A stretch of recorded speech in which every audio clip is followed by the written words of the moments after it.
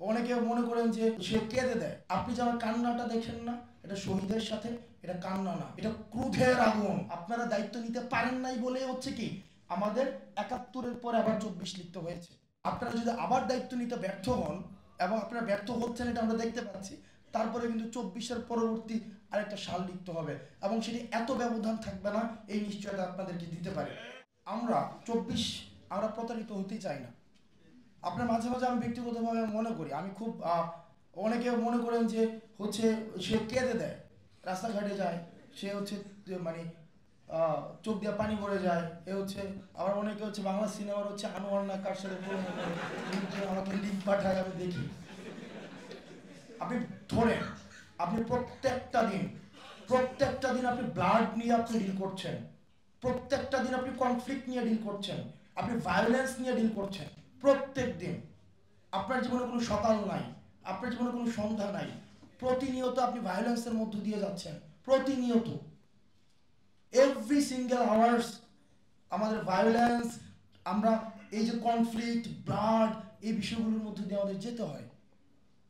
আপনি যে আমার কান্নাটা দেখেন না, এটা শহীদের সাথে, এটা কান্না না, এটা ক্রোধের আগুন। আমরা এটা নিশ্চিত করতে চাই, আমরা রাস্তায় যারা ছিলাম, আমাদের রাজনীতিবিদ যারা রয়েছেন বর্তমানে, আপনারা সংসদ ভবনমুখী হচ্ছেন, খুব শীঘ্রই হবেন, যাবেন, মিনিস্ট্রি দখল করবেন, গাড়িতে পতাকা উঠবে, কোনো সমস্যা নাই। আমরা সেটার জন্য আমরা রক্ত দিয়েছিলাম, যেন ভোট দিয়ে আপনারা আপনাদের গাড়িতে, যার গাড়িতে পতাকা ওঠার যোগ্য তারাই যেন ক্ষমতায় আসতে পারে। আপনারা আমাদের সাথে যে প্রতারণা করছেন, এটা আমরা দেখছি। আমরা যেভাবে অতীতকে বর্তমানের কাঠগড়ায় দাঁড় করাচ্ছি, ঠিক একইভাবে আপনাদের এই বর্তমানটা ভবিষ্যতের কাঠগড়ায় অপরাধী হিসেবে বিবেচিত হবে। সুতরাং যারা রাজনীতিবিদ রয়েছেন, আপনাদের অভিজ্ঞতার প্রতি সম্মান জানিয়ে বলছি, আপনারা এই তরুণ প্রজন্মকে, আপনাদেরকেও বুঝতে হবে আমরা একটা জেনারেশন কনফ্লিক্টের মধ্যে রয়েছি। এখন আর এটা বাইনারি পলিটিক্সের মধ্যে নাই, যে আওয়ামী লীগ, বিএনপি, জামাত, ছাত্রদল, ছাত্র শিবির, এই পলিটিক্সের মধ্যে এখন আর নাই। এটা কেমন একটা স্রেফ একটা জেনারেশন কনফ্লিক্ট, স্রেফ জেনারেশন কনফ্লিক্ট। আমরা একটা আপোষহীন, আমরা একটা প্রজন্ম গড়ে উঠছি যারা হচ্ছে আমাদের শেল্টার হচ্ছে। এই দুইটার মধ্যে একটা সিঙ্ক হচ্ছে না, কোথায় যেন একটা রিফট আছে। এই রিফটকে ব্রিজ করার চেষ্টা করেন, এবং এটার দায়িত্ব আপনাদেরকে নিতে হবে। আপনারা দায়িত্ব নিতে পারেন নাই বলে হচ্ছে কি আমাদের ৭১-এর পরে আবার ২৪ লিখতে হয়েছে।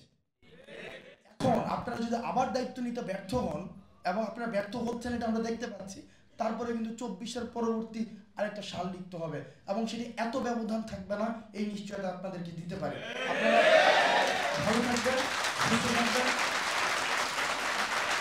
আপনাদের সাথে দেখা হবে, এবং হচ্ছে আকাশের নিচে এবং জমিনের উপরে যতদিন না পর্যন্ত ইনসাফ সব জায়গায় আমরা কায়েম করতে পারছি, আমাদের লড়াই চলবে। সালাম আলাইকুম।